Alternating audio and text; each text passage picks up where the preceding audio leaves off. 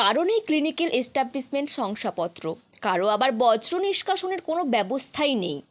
শুধুমাত্র পঞ্চায়েতের ট্রেড লাইসেন্সকে হাতিয়ার করেই দিনের পর দিন চালাচ্ছে ডায়াগনস্টিক সেন্টার। এমনই বেআইনি 22টি ডায়াগনস্টিক সেন্টার বন্ধের নির্দেশ দিল নন্দীগ্রাম স্বাস্থ্যের জেলা মুখ্য স্বাস্থ্য আধিকারিক। ডায়াগনস্টিক সেন্টারকে শোকজ নোটিশ এবং ক্লোজের নোটিশ দেওয়া হয়েছে, সেটা কি না? আমাদের সারা বছরই একটা সার্ভেলেন্স আমরা করে থাকি। তো জেলার ডিএম স্যারের নেতৃত্বে একটা মিটিং হয়েছিল, সেখানেতে ডিএম স্যার আমাদেরকে নির্দেশ দিয়েছিলেন যে এইগুলোকে সার্ভেলেন্সগুলোকে আর স্ট্রেনথেন করা। তা আমরা টিম করে আমরা এইগুলোতে ভিজিট করতে গিয়ে দেখলাম যে এখনও পর্যন্ত আমরা 22টা ডায়াগনস্টিক সেন্টার আইডেন্টিফাই করতে পেরেছি যাদের ক্লিনিক্যাল এস্টাবলিশমেন্ট লাইসেন্স যেটা সেটা নেই, অথবা থাকলেও সেটা হয়তো এক্সপায়ার করে গেছে, রিনিউ করেনি, অথবা কারো হয়তো বায়োমেডিক্যাল ওয়েস্ট ম্যানেজমেন্টের কোনো সার্টিফিকেশান করেইনি। এরকম 22টাকে আইডেন্টিফাই করেছি এবং তাদেরকে আমরা শোকজ করেছি এবং ক্লোজার নোটিশ ধরিয়েছি। তো ভবিষ্যতে যাতে তারা এই ধরনের কাজ থেকে বিরত থাকে সেই জন্য তাদেরকে আমরা সতর্ক করার জন্যই করেছি এবং এটা গোটা জেলা জুড়েই এই অভিযানটা চলবে, আগামী দিনেও চলবে।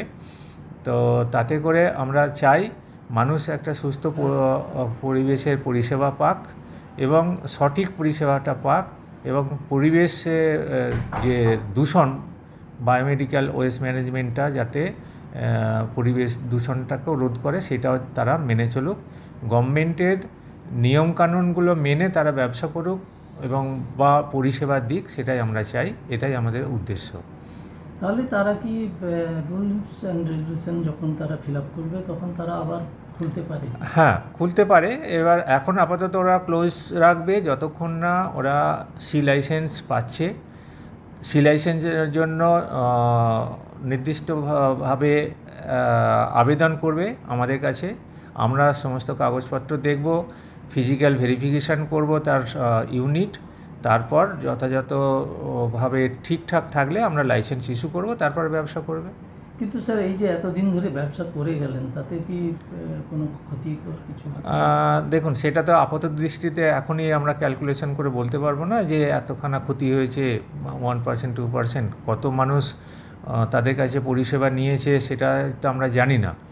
সুতরাং তাদের কাছ থেকে সরকারি নিয়ম মেনে আমাদের যে রেট, সেই রেট মানে ইনভেস্টিগেশনের রেট, সেই রেটের নিয়েছে কি বেশি নিয়েছে এটা তো আমাদের আর ধরা সম্ভব নয়। সুতরাং আজ থেকেই যাদেরকে আমরা করেছি ওই জন্যই ক্লোজ করে দিয়েছি এবং সেটা নিয়ম মেনেই করবে ভবিষ্যতে করলে। আমি doctor Asit Kumar Dewan, chief medical officer of health, Nandigram health district. আপনি কি নির্দেশিকা পেয়েছেন? হ্যাঁ, পেয়েছি। নির্দেশিকা কী কারণে বন্ধের নির্দেশিকা দিয়েছে আপনি জানেন? ওই ল্যাবের রেজিস্ট্রেশনটা হয়নি, আর রেজিস্ট্রেশনের জন্য যেসব কাগজ দরকার, র্যামকি, পলিউশন, ওইগুলো করতে দেওয়া হয়েছে। তো ইতিমধ্যে তো ওই সব এখনও পারমিশনগুলো পাইনি, তাই জন্য নোটিশটা দিয়েছেন আর কি। আর ট্রেড লাইসেন্স হয়ে আছে, কিন্তু ল্যাবের জন্য তো মেনলি র্যামকিটা দরকার আর পলিউশনটা দরকার। তো তাই জন্য এখন লেটারটা দিয়েছে বন্ধ রাখার জন্য। কতদিন ধরে আপনাদের এই ব্যবসা চলছে? হ্যাঁ, হলো ওই 6 মাস মতো। এখন কি বন্ধ রাখবে? হ্যাঁ, এখন বন্ধ তো রাখতেই হবে, কারণ সিএমএস অফিস থেকে তো নোটিশ দিয়েছে। তাই আপনি কি এই যে প্রয়োজনীয় কাগজপত্রের প্রয়োজন, আপনি কি এইগুলো জোগাড় করবেন না এটা চিরতরে বন্ধ করতে হবে? না, আমি একদম কন্টিনিউয়াসলি অলরেডি পাঠিয়ে দিয়েছি।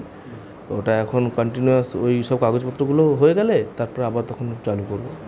ক্লিনিক্যাল যে এস্টাবলিশ লাইসেন্স বা বায়োমেডিক্যাল ওয়েস্টেজ ম্যানেজমেন্ট, এই বিষয়গুলো না রাখলে আপনি যে এতদিন করেছেন এইগুলো কোথায় ফেলেছেন? এই যে মিডিল, রক্ত, এই সমস্ত বিষয় তো প্রশ্ন আসে। না, ওইগুলো আমাদের নন্দীগ্রামে একটা ল্যাব আছে, তো ওইখানে রেখে দিয়েছিলাম। তো ওইখান থেকে বায়োকেমিক্যাল যতগুলো থাকে ওয়েস্টেজগুলো ওইখান থেকেই নিয়ে চলে যায়। মানে অন্য কোনো জায়গায় ফেলানো হয় না? না, হ্যাঁ, সরকারি অনুযায়ী হ্যাঁ, নির্দিষ্ট একটা জায়গায় ফেলেছি। সুমন কুমার মাইতি। ডায়াগনস্টিক সেন্টারের নাম Trinetra polyclinic and diagnostic centre, Mohammadpur বাজার।